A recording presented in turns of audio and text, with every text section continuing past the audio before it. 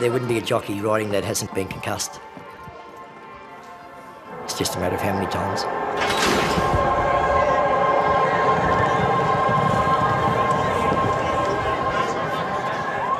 It takes its toll on you. I've broken nearly every bone in my body. I've been on life support. And I went straight in the stables at 14, and I got my licence to ride in a race when I was 15. There he is, Dale Spriggs, and did nothing wrong on the favourite in the lucky last. It's going to bolt in for Dale Spriggs. Jockey Dale Spriggs rode almost 3,000 winners in a career spanning close to 40 years. He's cruising down to the line, 2.5. But it's a brilliant dashing win. And Dasher Spriggs has been able to win it on this outstanding little throw. But along with the wins came plenty of hard knocks. It's a very touchy subject, I feel, at the moment. I've had numerous concussions through my career. Dale Spriggs estimates he's suffered between 20 and 30 concussions, not just in races, but during track work and in the barriers. Ready to jump. Favourite tossing his head. Racing. You're on a 500-kilo horse in a confined space. It's not only the horse's head coming back, you've got uprights around you, and that you're getting crashed into, being flung into, and getting head knocks left, right, centre. They get tossed around just like a little rag doll because they're so tiny and they weigh nothing. Come down. It's scary, like I find myself holding my breath until he gets back. 5 years ago, Dale suffered the worst concussion of his career. The horse jumped out of the barriers and we got running, and the saddle shifted back on it and pinched it, and so it started bucking, and it just threw me straight in the air, and I come down and just landed on my head. And next thing I know, my wife was back at home. Got up the next morning, he was a bit sick, a bit nauseated, his head was sore, which was the normal thing with concussions. Saturday morning he went to track work. Saturday morning came home early, and I'm like, oh, why are you home? And he just threw up, and he just went downhill from there. Something that I don't regret, and I'd do it all over again 100 times. A knee injury eventually forced Dale to retire, but by then he and his wife Daniela knew something else was wrong. You get bashful, mate. His behaviour has changed completely. When I met him, he was this dynamic, fun-loving person. I get the headaches. My short-term memory's terrible. Depression, being withdrawn, mood swings. He'll just get, I think, frustrated with himself, take it out on me because I'm the closest one to him. How have your symptoms been? Where are we at? I snap really easy. I go from being happy as Larry to turning in a flash, and sometimes for no reason. The search for answers led him to neurologist Dr. Rowena Mobbs, who ordered a series of tests. We see changes that would be consistent with a neurodegenerative disease. And we're certainly going to treat what we can here. Yeah. It's important we treat those headaches, try and help you feel more clear in your thinking.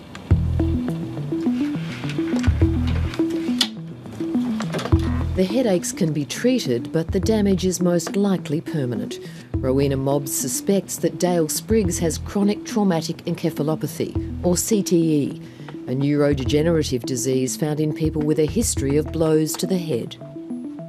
It's actually a concept that's been around for nearly 100 years as the old punch-drunk syndrome, then known as dementia pugilistica. So is it the case that you actually can't diagnose CTE definitively until after the person's died? That's right. So we can make an educated guess as to the possibility of CTE in life, but unfortunately at this time we can only diagnose after someone has died under the microscope. So we need to develop what's called biomarkers to better detect it earlier in life and to understand how common it is, understand the risk factors. So what happens in here? So this is where we do most of the brain examination. Leading this area of research is the Australian Sports Brain Bank, a collaboration between Royal Prince Alfred Hospital and the University of Sydney. This is our main brain bank freezer we use all the time. So once the brains are retrieved and cut, we'll keep these frozen at -80. in slices like this. They're good for 10 years or more, frozen like that. Dale Spriggs is one of 40 former sports people so far who've pledged their brains so that neuropathologist Michael Buckland and his team can study the relationship between concussion, head injury and CTE. So this is the first stage, and it's almost like an MRI scan. We're looking for patterns of change. The definitive diagnosis of CTE is under the microscope. In the US, researchers tested the brains of more than 100 NFL players and found CTE in 99%, sparking a $1 billion class action lawsuit. How big a deal do you think this might become? I think it's one of the issues of our generation. I think we will find that CTE is just as prevalent in the Australian sports population as it is in the Americans. Would there be some anxious sporting bodies out there, knowing what may lie ahead? I'm sure there is. I'm sure they are worried about medico-legal implications. If we can gather the evidence that it exists in Australia and is associated with sporting activities, that will force the codes to sit up and take notice and to make real change. People only read about racing when there is a catastrophic injury, but people are falling off all the time. It's just the nature of the industry, the nature of riding horses, and not necessarily bad falls. I had 100 falls before I had this last one that ended my career.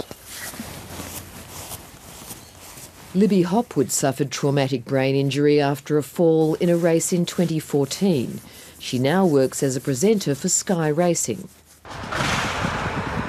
Racing New South Wales has introduced new guidelines for concussion, including annual cognitive testing. If we can have a national protocol that is across the board and we're all held to the same level of standard, it would be greatly beneficial. So in your entire career, you never saw a neurologist after any of the falls? No, never. I definitely think that there are more jockeys out there that are suffering from this, but because they haven't had the knowledge or to find somebody that will pinpoint for them, they're walking around with it in their heads, not knowing what's really wrong. Dale can't know what lies ahead for him in the coming months and years, but he hopes his contribution to the brain bank will help others. Mine's just going to be a shriveled up little mess when they take mine. Sometimes when I rattle my head I can feel it tinkering around in there.